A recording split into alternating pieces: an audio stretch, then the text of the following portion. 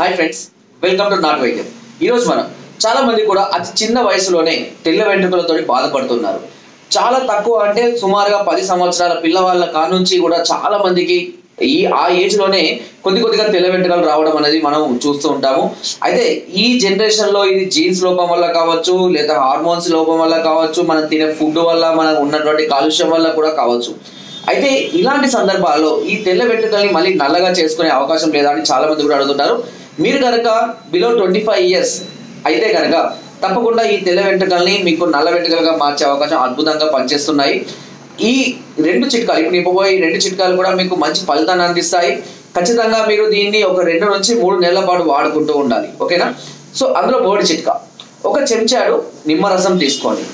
దానిలో ఆ నిమ్మరసంలో ఒక ఉసిరికాయ తీసుకొని ఆ ఉసిరికాయ లోపల గింజను తీసివేసి చుట్టూ పలుకులు ఉంటాయి, చుట్టూ ఉంటాయి కదా, అంత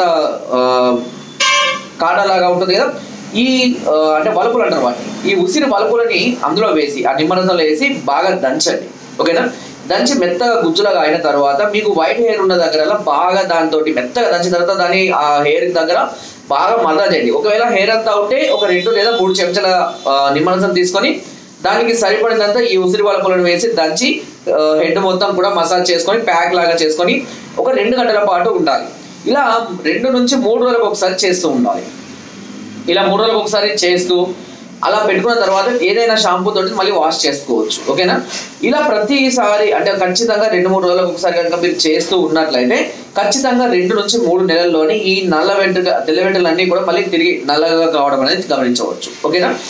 ఇకపోతే ఈ చిట్కాతో పాటుగా నేను ఇంత ముందు కూడా మీకు చెప్పడం జరిగింది, మీకు వేప నూనె అని కానీ లేదంటే ఆయుర్వేదిక్ షాప్లో అను తేల్ అని కానీ లభిస్తుంది. ఇవి ముక్కు రంధ్రాలు, ఒక్కొక్క నాసిక రంధ్రాలు ఒక్కొక్క రంధ్రాల్లో వేయడం వల్ల ఈ హార్మోన్స్ ఇన్బ్యాలెన్సింగ్ కాకుండా చేస్తుంది. దాని ద్వారా కూడా మనం త్వరగా ఈ ఫలితాన్ని పొందవచ్చు. ఇకపోతే మూడో చిట్కా, కామంచి ఆకులు.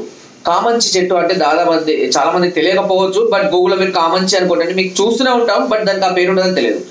కామంచి ఆకులు సమానంగా గుంట గలగరాకులు అని మనకు అది కూడా అందుబాటులోనే ఉంటాయి, మనం చూస్తూనే ఉంటాము. అది కూడా మనకు ఒకవేళ మీకు తెలియకపోతే మీకు సెర్చ్ చేయవచ్చు. అంటే ఇవి అందుబాటులో లేకపోతే మనం ఏం చేయలేము, బట్ చాలా మందికి కూడా ఇవి అందుబాటులో ఉంటాయి కాబట్టి వాళ్ళకి ఉపయోగపడుతుంది. కామంచి ఆకుల రసము, గుంటగలగర ఈ గుంటగలగర ఆకుల రసాన్ని రెండింటికి కలిపి లేదా 2 కలిపి దంచి రసం తీసి ఈ రసాన్ని ఒక సీసాలో భద్రపరుచుకొని ప్రతిరోజు ఈ హెయిర్ మొత్తాన్ని కూడా మర్దన చేస్తూ ఉండాలి. దీనివల్ల తెల్ల వెంట్రుకలు నల్లవడం కాకుండా వెంట్రుకలు రాలకుండా దృఢంగా గట్టిగా, ఒకవేళ మీరు వెంట్రుకలు పలచగా ఉన్నా కూడా మళ్ళీ మందంగా వెంట్రుకలు రావడానికి ఈ చిట్కా, ఈ గుంటగలగర ప్లస్ ఈ కామంచి ఆకుల చిట్కా చాలా ఎక్సలెంట్ గా పనిచేస్తుంది వితౌట్ ఎనీ సైడ్ ఎఫెక్ట్స్. ఓకేనా? లేదా ఇవేమి దొరకవు అని అంటే మామూలుగా మీకు ఆయుర్వేదిక్ షాప్లలో నీలి భృంగరాజ తైలం అని దొరుకుతుంది. నీలి భృంగరాజ తైలం, ఈ నీలి భృంగరాజ తైలం కూడా తీసుకొని వచ్చి రోజు మర్దనం చేసుకోండి. తప్పకుండా కూడా మంచి ఫలితాన్ని, అంటే హెయిర్ ఫాలింగ్ కానివ్వండి, లేదంటే డాండ్రఫ్ కానివ్వండి, వైట్ హెయిర్ సమస్యలు అన్నిటికీ కూడా ఇది కూడా చక్కటి సొల్యూషన్ చూపిస్తుంది.